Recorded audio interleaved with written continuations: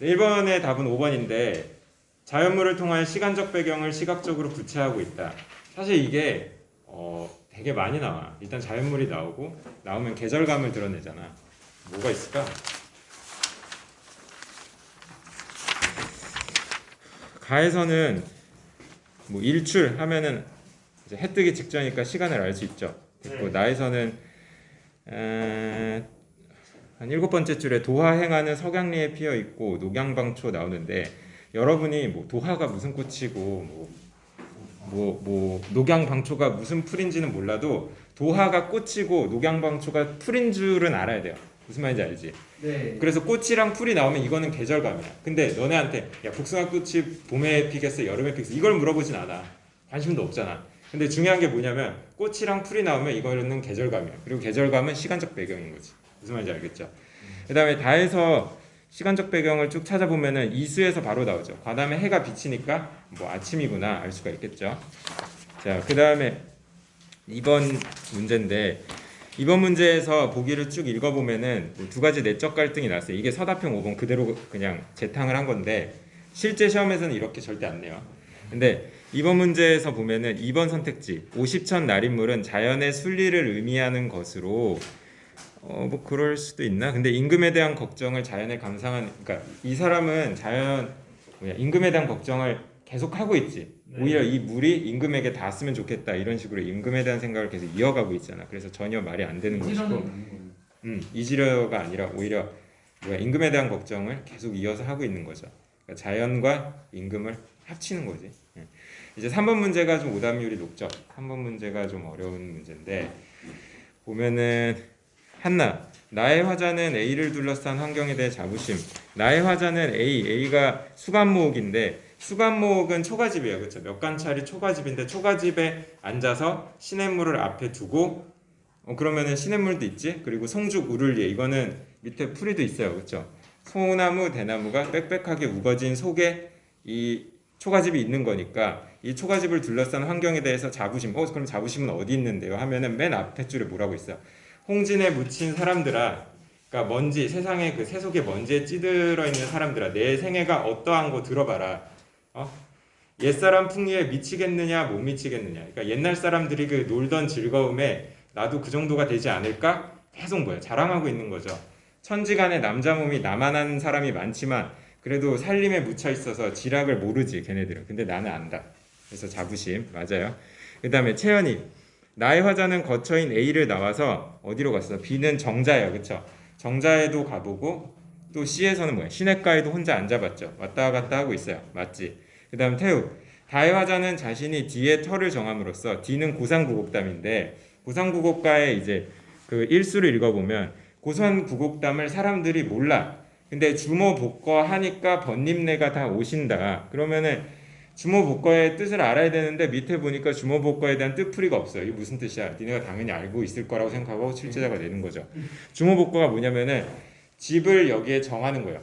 터를 정해서 여기서 살기로 한다. 쉽게 말하면 그건데 그래서 율곡 이희 선생이 고상구곡담에 터를 정해서 살기로 하니까 번님네 친구들이 다 오시는 거예요. 네를 붙이면 복수예요.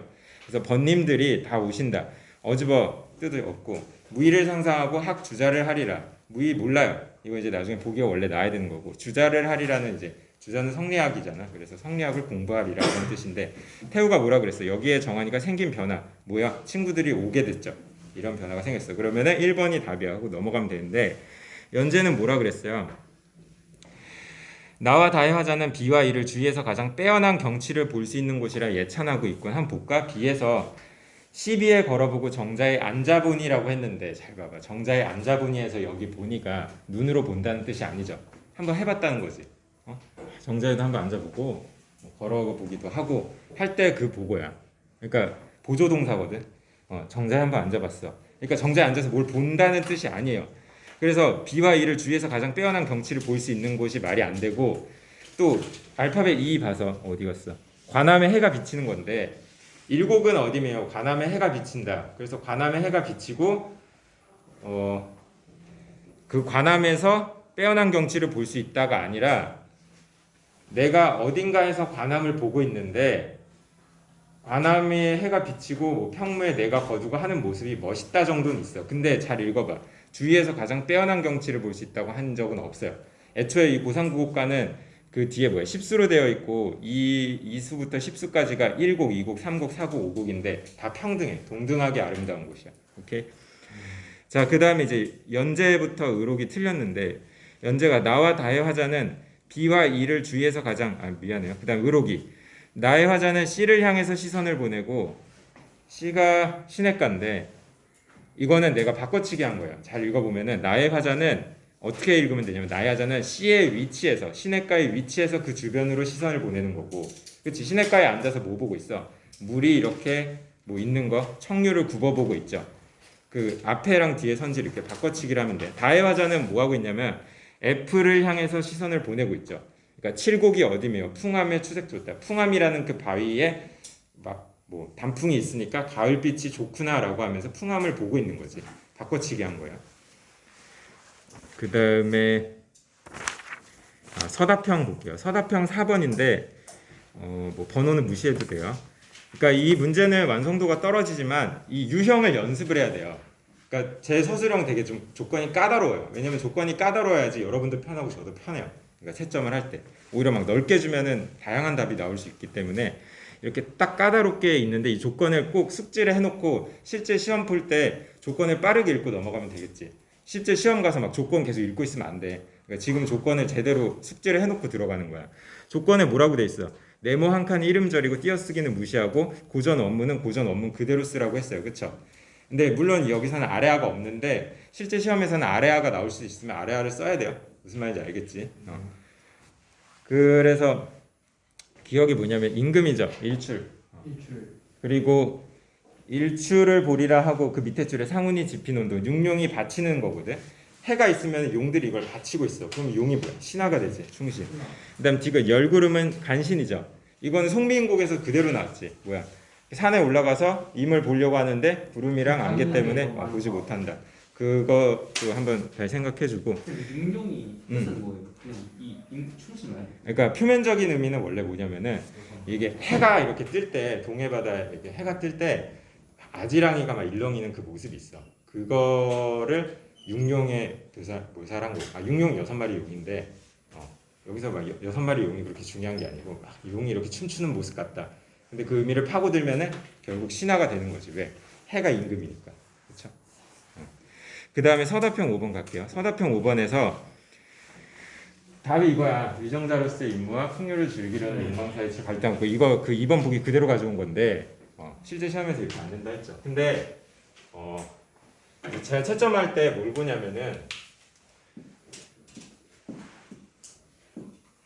이게 들어가야 되고 근데 임무 대신에 책임이라는 말을 쓰면 당연히 맞지. 위정자 대신 뭐 정치가 관찰자 다 맞아요. 관찰사 그치. 풍요를 즐기려는 욕망 혹은 안빈낙도 의미가 통하면 다 정답으로 인정을 합니다. 근데 여러분이 지켜야 될 게 있어요. 그게 뭐냐면은 완성된 한 문장으로 꼭 써야 돼요. 이런 애들 있지. 욕망 이렇게 끝내버리면은 제가 점수를 되게 깎아요. 시킨 대로 안 했으니까. 그래서 한 문장으로 반드시 써야 되고 절대로 50자를 넘기면 안 됩니다. 그리고 유사한 의미면 인정을 해요. 그러니까 형식에 좀 집중을 해요. 내용은 웬만하면은 이제 뜻이 통하면 맞는 건데 형식이 틀리면은 이거는 깎는 거고 여러분도 할 말이 없어요. 그렇게 되면 알겠죠? 자, 그 다음에 이제 3번인데 이거는 이제 넣고 싶었지만 이제 연계하기가 좀 힘들어서 뺐어요. 간단히만 보면은 4번에 이제 보기 쭉 읽어보고 2번이 답인데 틀린 거죠. 그래서 흐르는 빛은 비추어진 무녀의 낯빛으로 상승 이미지가 아니라 이 흐르는 빛이 읽어보면 뭐냐면 눈물이야, 그치? 두 볼에 흐르는 빛이 눈물이 위로 올라간 사람 있어? 없지. 하강 이미지야. 그래서 틀렸어요, 그렇죠? 그리고 자, 마지막인데 4쪽에 이제 박시전 5번 이 문제도 좀 어려웠을 텐데 보면은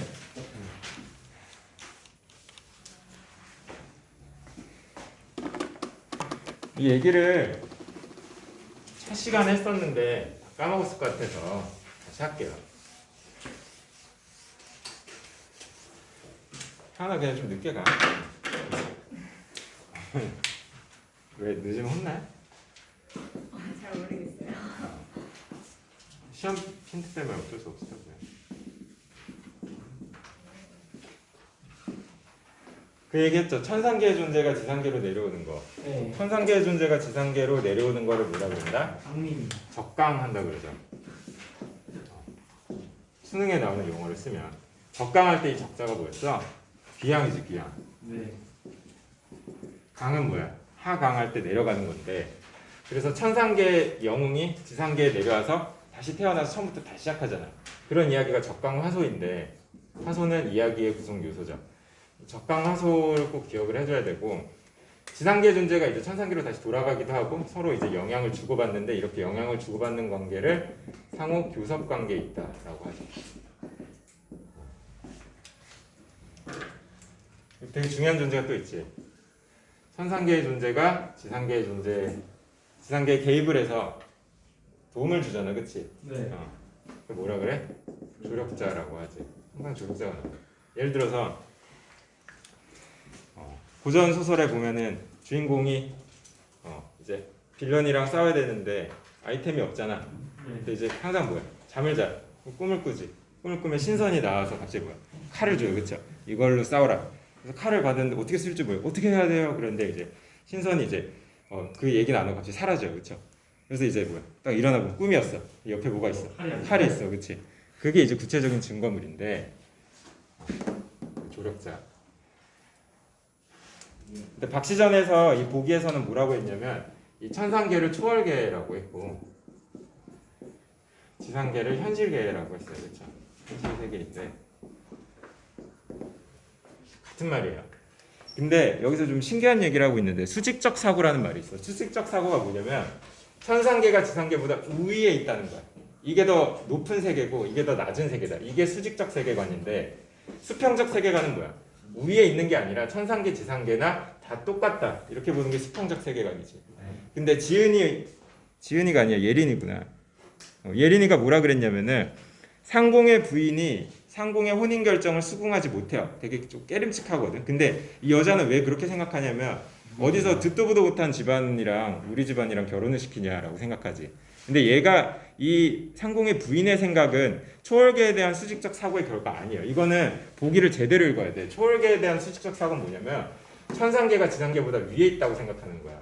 천상계가 지상계보다 위에 있다고 생각을 하면은 이 여자가 결혼을 반대할 이유가 없죠. 오히려 그 박처사의 딸이 더 높은 존재잖아. 그럼 감사해야지, 그렇지? 그래서 이거는 이 보기를 제대로 독해할 수 있는지를 물어보는 거였어요. 좀 헷갈리는 문제가 맞고. 높으면 약간 내가 낮은 사람이니까 쫄려서. 저런 사람은 못하지 이런 건 아니에요. 근데 지문을 읽어보면은 이 부인이 그런 이유 때문에 얘기하는 게 아니지. 이 부인의 얘기를 들어보면, 그치? 어디서 듣도 보도 못한 집안이랑 결혼을 합니까? 그런 식으로 반대를 하기 때문에 그거는 인정을 할 수가 없어요. 자, 마지막 6번인데 윤 씨랑 숙주 간의 이제 쟁점인데 쟁점은 서로 의견이 충돌하는 지점이잖아. 그래서 다 의견이 충돌해요. 사육 씨는 정의를 위해서 죽었는가? 윤 씨는 맞다. 숙주는 아니다. 세조의 폭정은 정당화될 수 있는가? 윤 씨는 아니다. 숙주는 맞다. 신숙주의 행동은 비겁한 배반이었는가? 윤 씨는 맞다. 숙주는 아니다. 그다음 신숙주의 배반은 자신을 위한 일이었는가? 윤 씨는 그렇다. 근데 숙주는 자신을만을 위한 일 아니었다고 하잖아. 근데 마지막 5번에 보면 백성들은 사육신을 충신으로 평가할 것인가? 윤신 당연히 맞고 숙주도 그건 인정을 해요. 인정을 하는데 나는 백성들이랑 생각이 다르다는 게 문제였지, 그렇지? 그러니까 이런 식으로 헷갈리게 될 수도 있어요. 자, 여기까지 마무리하겠습니다. 고생 많았어요.